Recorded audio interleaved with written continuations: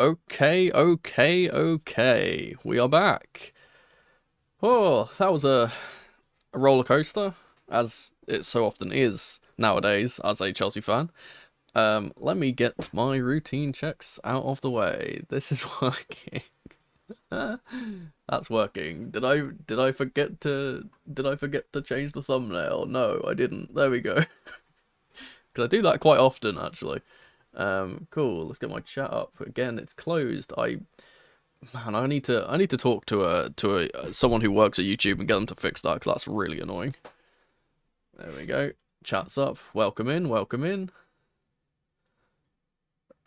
Need to put it there. There we go. Oh, welcome to Feeling Blue, and we're not feeling particularly blue after that result. It's a really good result, not a great performance in the grand scheme of things, but very good result for us. And I'll kind of go into that a little bit more. We're actually salvaging the season very slowly, but if we have any, we need to kind of keep consistent with this. If we have any more slip ups, then we're going to be, we're basically going to throw away a really, really good opportunity, because the teams above us, despite what I've been saying over the last few weeks, of them being a lot more consistent than us, they have been dropping a lot of points recently. And even dropping points to teams which they shouldn't be dropping points to. Like, I think West Ham drew to Burnley, if I'm remembering correctly, which gives us an in against them. Let's hit the intro, and then we're going to get straight into this. We've got a very positive episode coming up, so let's go. Lads, lasses, and the rest of the masses, welcome back to the channel. I'm Mono from Mono CFC, and welcome to Feeling Blue. Okay, I think that worked. Welcome back to Feeling Blue, and as I said, we're not feeling particularly blue. We're actually feeling quite good after this result. This has put us up to 39 points, and though we haven't actually moved anywhere in the table, we do have a game in hand on every single team that is above us. If we win our next game against Burnley, which is looking pretty likely that we would be able to beat Burnley, we did batter them 4-1 last time we faced them, we would go all the way up to 8th. Only if, and this is a really weird circumstance, we'd be level on points with Brighton with 42, but we would go above them if we get if we tie them with goal difference, which means we'll have to score 4 goals because we conceded that late Murphy strike in this one. It would have been 3 goals, which had been quite achievable. Now we have to score 4 goals against Burnley, which again we have done in the past, but we have to not concede at the same time. And because we have scored 1 more goal than them this season, we would actually go above them. But otherwise we'd be in 9th. But then again, we're only 1 point off of 7th if we win that game too. So really, really good all round. We've got obviously we've got a really big game against Leicester in the FA Cup coming soon as well. Fofana can't play against us, no, because he's you can't play your loanees against the parent club. So Fofana can't play against us, which is basically their only way of scoring. So yeah, pretty good. No, our game in hand is against Burnley. I think we because our Arsenal game got postponed, and I think the Spurs game got postponed as well. I will check that just in case you guys are right. I could be wrong. Gotta go to matches.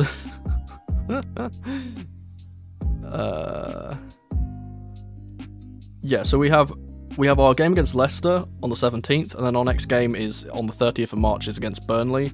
Then we've got United and then Sheffield. So 3 really winnable games. Yeah, the Spurs game and the Arsenal games have both been postponed and are yet to be decided, so we'll have to see when they get put into the fixture list, if they do. I'm actually gonna have a really busy period between that FA Cup game and the Burnley game, because I'm gonna have to be making a lot of videos for you guys, because obviously, as I've mentioned on community posts, I'm going for a just over 2 week break in April, going on holiday.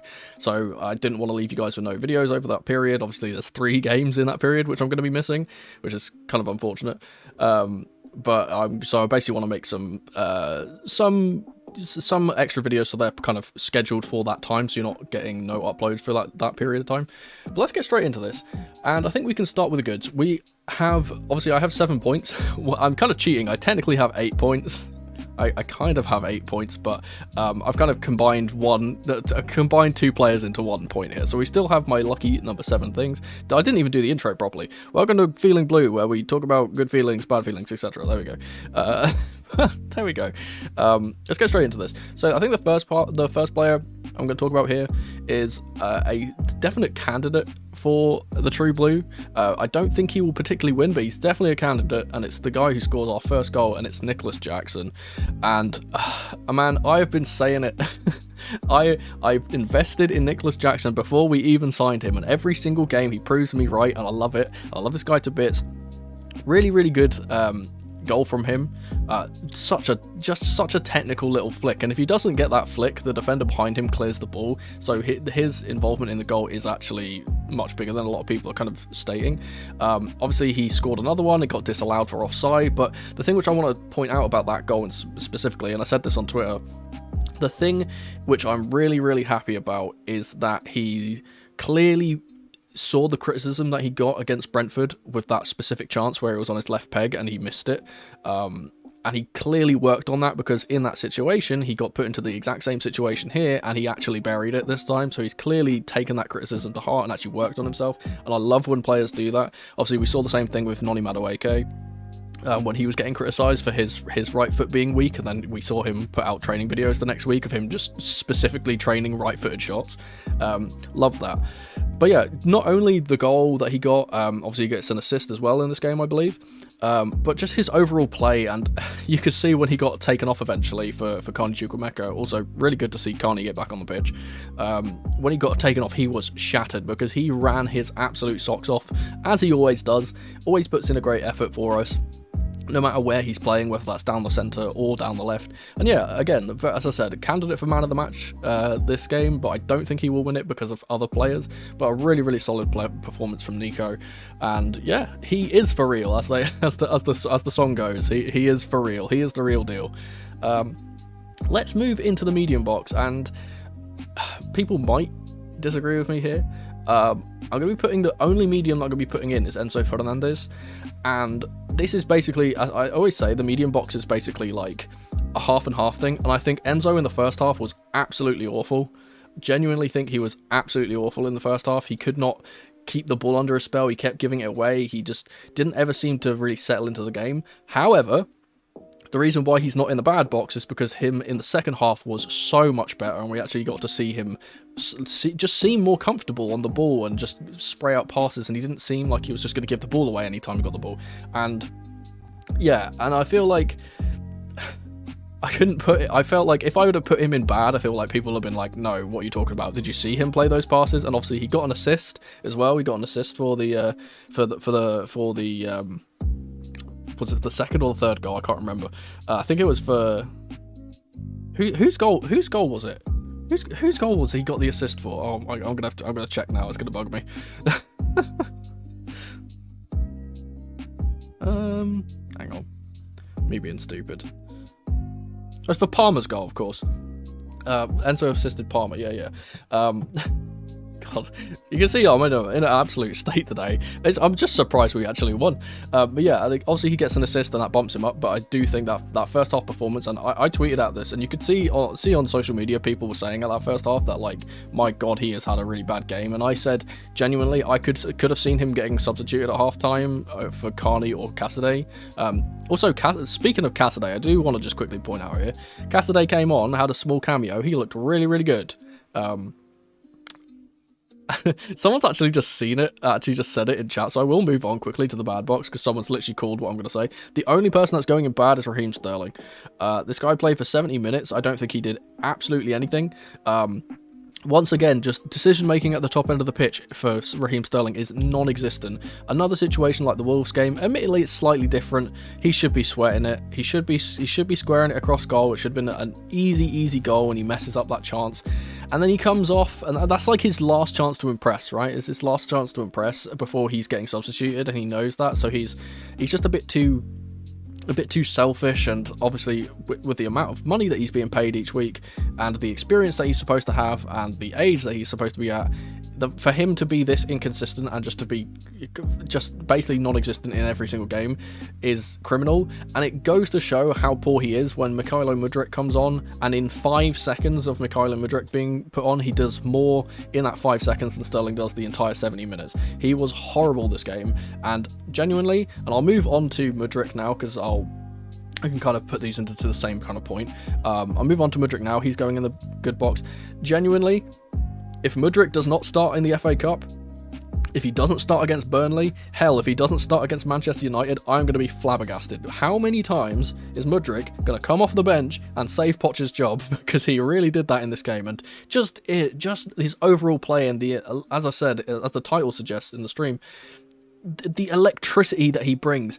And in that first 5 seconds that he gets the ball, you hear the crowd, right? Everyone hears the crowd. As soon as he picks up the ball, it suddenly everyone goes, oh, something's going to happen. And it just brings everyone up. And that kind of confidence and that energy that he brings to the team in terms of the 12th man effect of it, as it were, that we don't get from any of our other players. Like, he brings that kind of energy that, and I said this, that the goal that he scored was very Hazard-esque, is what I said. He has the exact same thing as Eden Hazard, where, remember when, like, for example, his goals against Liverpool or his goals against West Ham that he scored, where he'd pick it up in a central position and turn, and as soon as you saw him do that turn, everyone gets on their feet and it's like, that he's scoring here, he's going to go and score here, and it brings everyone up. And that confidence is what we need for these young players, because when the crowd turns against them, it's when they kind of go into their own shell and aren't able to show the quality that we know they have. And obviously Mudryk, I've said this in the past, he is very clearly a confidence player. And yeah, exactly. Someone's just said it, and I was going to point this out. This is another thing which Hazard used to do all the time, which I saw parallels with Mudryk's goal, is the fact that he just takes the ball off of Gallagher rather, and says, "Get out of the way, I'm scoring." And that's such a Hazard thing to do, where he's just like, you know what, just give me the ball, I'll score.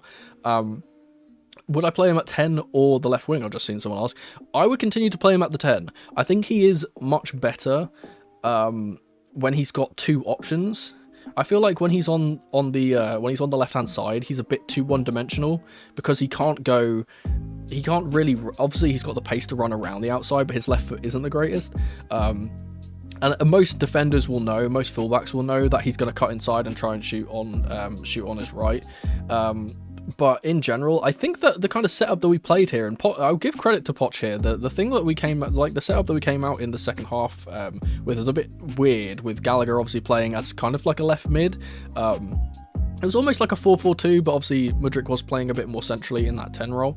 So maybe Gallagher can play on that side. Hell, I think Noni Madueke could be given a shot over there on the left-hand side. I know he's predominantly a right winger, but he is left-footed, so he could play there. But yeah, just electric for Mudryk. Obviously, his goal is fantastic, and it's one of the most composed finishes that we've seen from any of our players this season. And I'm glad that he's finally getting some consistent minutes, even though they're off the bench. As I said, if he doesn't start in the FA Cup, I'm going to be absolutely furious, because he deserves it, and he definitely deserves it more than Sterling, who has been utterly woeful this season. Yeah, so that's basically all I want to say about that. And I just if I'm just going to be really upset, because I know he's just going to get rewarded for this great performance and a great goal, and he's just going to get rewarded with the bench next game. That's just going to be really upsetting. But yeah, hopefully we'll see him start in the next game. I think we should move on to a player that I don't think a lot of people are going to give credit in this game, but I was watching him specifically, and I think that he got about a 7 or an 8 out of 10. That's Moises Caicedo. I think he went a bit under the radar in this game, because obviously other players kind of took the limelight, like Mudryk with his great goal, like someone else who I'll talk about in a second, obviously Jackson getting a goal. I think Caicedo was breaking it up in the middle really, really well. And I think most of his kind of errors, shall we say, that he made in the first half was more so because Enzo wasn't really helping him out. Moises Caicedo just every single week now is giving us a 7 or an 8 out of 10. And yeah, I can't really say much more than that. He's just doing his job as he should. And like, this is the thing about him, is that most people, and the reason why I kind of point him out, is that I feel like a lot of people I would think that like a lot of people would have gone past this game, they would have watched this game and would not have mentioned him. That's how good he is that he doesn't go mentioned very much, because he just does his job well, and kind of gets on with it. And as someone's just said there, I think he is genuinely one of the most disrespected players in the league, because of his high price tag, that people think that he needs to be absolutely dominating games or being this crazy player that can do everything, but he doesn't need to do everything, even though he can. He's been deployed, obviously, in a much deeper role than he probably should be playing in, because he is a bit more box-to-box than we're allowing him to be in this system. But for my money, he's getting up there to be one of the best CDMs in the league still. And I'm sick of the disrespect that's been put on his name, because he was really, really solid in this game too. And as I said, and it's even more impressive that he was as good as he was, despite being played next to Enzo, who was having an absolutely awful game, and played next to Gallagher, who was having an absolutely awful game.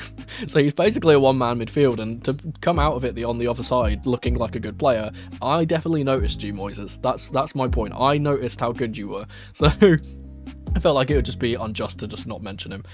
Let's get on to the player that I do think most people are going to vote for in the poll at the end of the stream, and that's for Cole Palmer, man. What a player.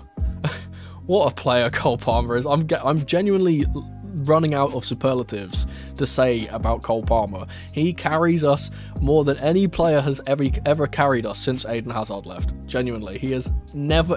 I can't think of another player that has just put this team on his back as much as he has.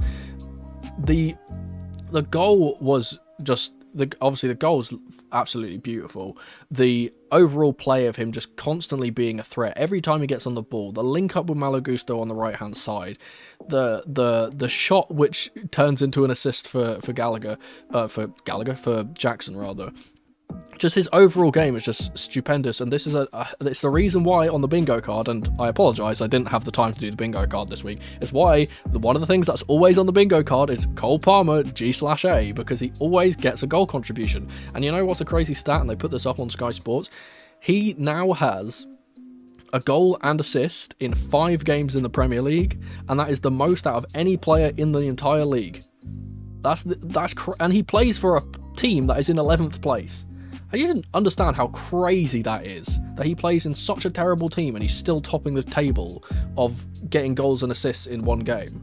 And admittedly, I will say, 3 of those games were against the bottom 3, Luton, Burnley and Sheffield, but still, it's an impressive stat, and it's just like...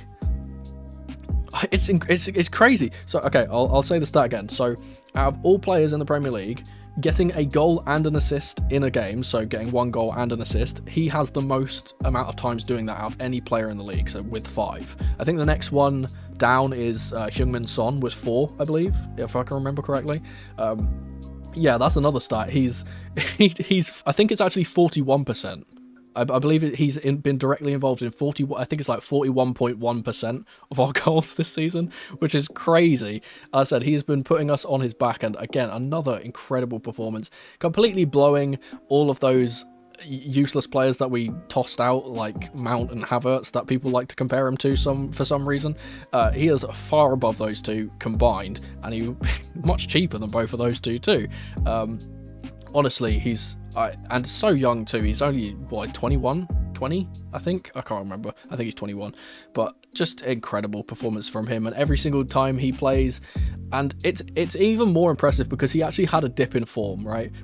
He had a slight dip in form, and people were like, oh no, Palmer's gonna go away. He's never going anywhere. He's the top player. He is like an absolute top player, and I genuinely believe that he gets into any side in the Premier League, even City, who are having their woes with wingers at the moment because Doku isn't really performing that well.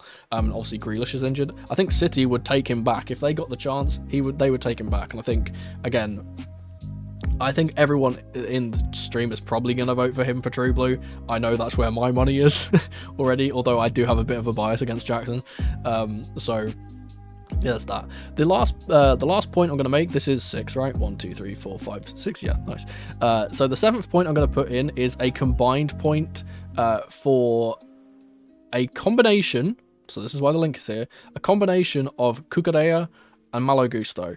And Obviously, Gusto I think performed a lot better than Cucurella did, but I think it would be unjust to not mention Cuckoo because he's come back from a 3-month layoff with an injury, and he just didn't look like he missed a step. Didn't look like he missed a step at all. Obviously, Gusto, I spoke about Gusto in the last one of these. I said that he gets an 8 out of 10 every single game. Genuinely is like one of our best players. And the fact that we have both him and Palmer on that right-hand side is just so nice because, well, you know, at least one thing is that every single time we play a game, we know that the right-hand side is going to be okay. I think, yeah, I know Cuckoo was a bit kind of suspect for the second goal, but I kind of put more of the blame on Gallagher for not kind of helping him out in that scenario.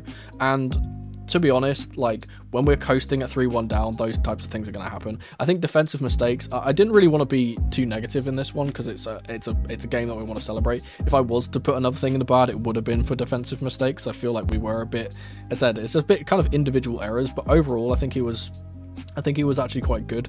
Obviously, the one thing that he's got over other left backs is that intensity. I don't think that obviously Colwell, when he plays there, doesn't have the intensity. Chilwell isn't that intense, but Cuckoo is a player that will just absolutely sprint at any winger that comes up against him. And in that first half, I think that he completely shut out Tino Livramento, admittedly with a little bit of help, but like Tino got absolutely no value from him, and eventually obviously had to sit around had to shift to the left when Kraft came on. I think he did really well, but obviously I kind of wanted to put these two. This point is just the overarching. I think our fullbacks as a whole were very good, and we kind of shut out the most of their wing play. Gusto, I always say this, that there's a thing which I like to call the Gusto Penitentiary. We can add Anthony Gordon to that. Someone's just mentioned that. Sorry, this is an off point. Someone's just mentioned Petrovic. I did want to talk about him a little bit because I do feel like he was a lot braver in this game in terms of his passing out from the back, and that's something I did want to see. I still think he was a bit shaky in that front, and again, conceding 2 goals, admittedly I don't think either of them was his fault really. Both goals are actually really, really good finishes, so like he can't really do anything about either of them. But yeah, I did want to mention Petrovic. I just didn't have the space in the 7 points. But yeah, going back to the original point. Again, just Gusto just locks up any. He genuinely has the same thing as Reece James. Is that you have that litmus test of wingers, and you say you can tell when a winger is a good player if they can get the better of either Reece James or Malo Gusto, and pretty much every single winger always fails that test. And now Gusto is starting to do the same thing as James, where it's just like bring all the wingers you want, try and get past him, because you won't be able to do it. And it's crazy because we saw reports from Lyon fans saying that he was awful defensively and couldn't put in a cross. That's what the reports we got when we signed him was like, oh, you shouldn't get too excited, Gusto's terrible defensively and can't put in a cross. It was like all of the things which I kept hearing. I don't know what they were smoking, because he has been utterly one of the most solid defenders in the league since he made his debut, admittedly other than that red card incident, and his crossing's been really, really good. He's obviously got 7 assists now, I believe. Didn't get an assist in this game, but I think that's more so because he was more tasked defensively and in this game. But yeah, I think him and Cuckoo as a whole had a very, very good performance. And despite the conceding of 2 goals, I think that we handled the game well enough. And to be honest, I don't care. A win is a win. We got 3 points. We're only 4 points off of 7th place now. We've got an FA Cup game against Leicester coming up. That's a really good question, actually. I've just seen that. Do I think that Reece goes straight back into the team? Genuinely? No, I don't think he does. I don't think he goes straight back into the team, and that's blasphemous because obviously he is our captain. But I just don't feel like it would be just. Well, hang on. Let me rephrase that. I think he will get put back into the team just because it's Poch, right? I don't think that he deserves to be put back into the team because I think Gusto's been playing so well. But the benefit of having 2 really, really good players is that you can rotate them, and I think that Gusto and James can have a similar kind of similar kind of impact in games now, which is good, because you don't want to have, when you bring in rotation players, you don't want them to kind of devalue your team. I wish we could say the same for our left back situation. That's probably going to be rectified in the summer. I'm not going to, as I said, I made it clear in my last stream that I'm not going to talk about Pochettino for the rest of the campaign. I'm just going to let things happen. So I would have things to say. I'm not going to say them. I'm going to keep them to myself. If you want those things to be said, follow me on Twitter, because that's where I'll be a bit more unfiltered. Yeah, Gusto has definitely earned his place. Yeah, that's another option. Gusto going to left back is another option we could do. I don't think that Gusto plays particularly well at left back, and I would prefer for our actual left backs to get to like be able to play at left back. I feel like it's a bit kind of unfair, and obviously playing both Gusto and James at the same time, if one of them then gets injured, it's kind of like, well, we could have avoided this if we just didn't play one of them. But there we go. Let's run the poll. Let's run the poll, because I want to wrap this up fairly soon. Start poll. Right, let's vote for the true blue of this game, and I'm pretty sure I know what you guys are gonna pick, but I'm gonna put in 4 names which I think were good in this game. And actually, you know what? I usually put Gusto in here. I'm not actually gonna put Gusto in it, because I think that I want to give Caicedo his flowers. There we go. Start poll. Boom. Wait, did I put in? Yeah, okay. For some reason I had a really scary thought that I'd accidentally forgotten to put Palmer in. Yeah, that's the thing. You know what? I said I wasn't going to talk about Poch. I will talk about one thing that Poch did, which did piss me off. Why did Tyreek George not make the bench? That was really upsetting, and I said this on Twitter, right? I don't mind that he didn't. The issue is not him not actually making the bench. The issue is that edging, you know, the little edging thing that he did, where it's like, hey, you're not going to play in the under-21s, you're not going to play for the under-18s, your shirt's going to be up in the dressing room. Oh yeah, by the way, you're not on the bench. That annoys me. That really annoys me, because he could have just played. He could have just played in the under-21s or the under-18s and gotten that game time and gotten that experience. I know, obviously, he trained with the first team, and training with the first team is very important, but it's really annoying. Really annoying that he didn't make the bench. I think, yeah, as I said, if I was going to give my vote for True Blue, obviously I'll let you guys do that. You guys are the people that decide this, not me. If I was going to make my vote, I would give it to Jackson, just because I'm biased, but obviously Palmer is really, really good and got a goal and an assist, and when you get a goal and assist, admittedly, so did Jackson, but when you get a goal and assist and you play as well as Palmer does, he's always going to kind of win these polls. I've kind of accepted that, and obviously he is definitely our player of the season. If we're being honest, he's already won that player of the season title, and we're not gonna take that away from him.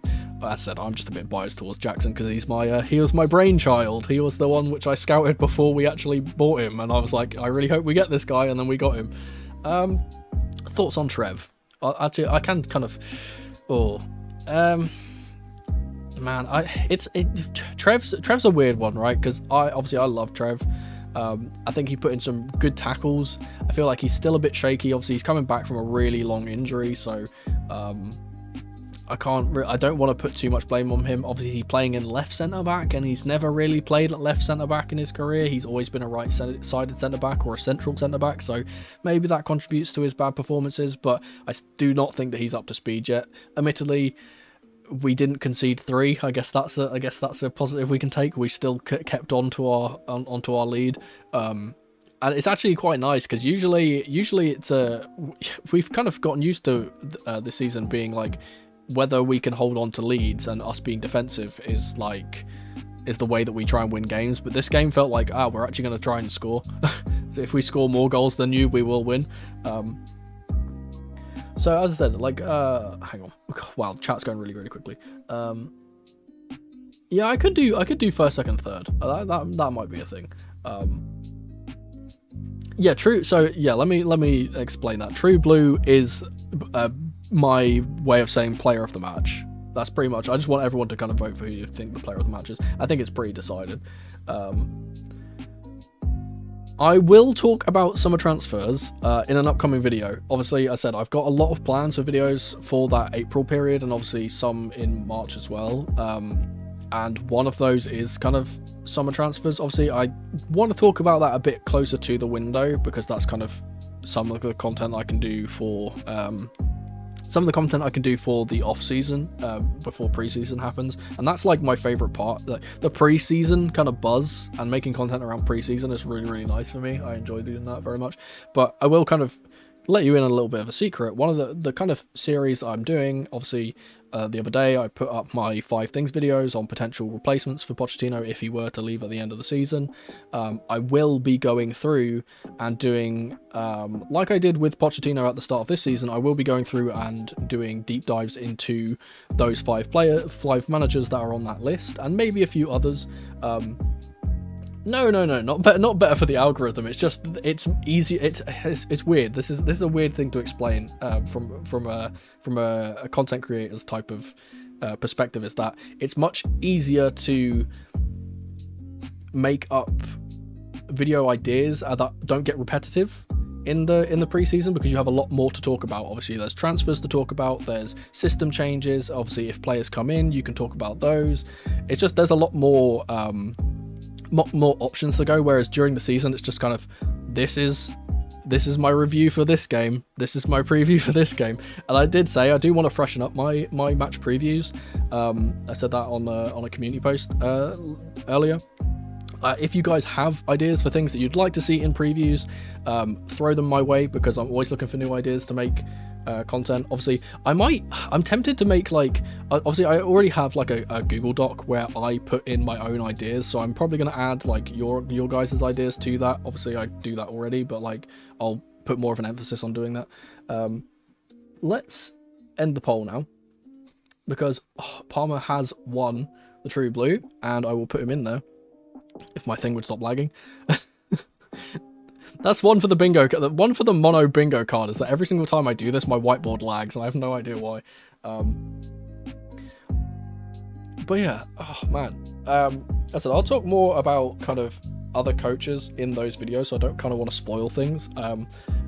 I will give a little hint that I don't think that Ruben Amorim is particularly the greatest option for us. That's just my opinion. I'll elaborate on that more in future videos, but yeah, I don't want to ramble on too much. It's getting very late, so thanks guys for hanging out as always. I'll try and stay a little bit more active on Twitter if you guys have more questions. I just don't want to be live for too much. I've just got an encoding overload thing. That's fun.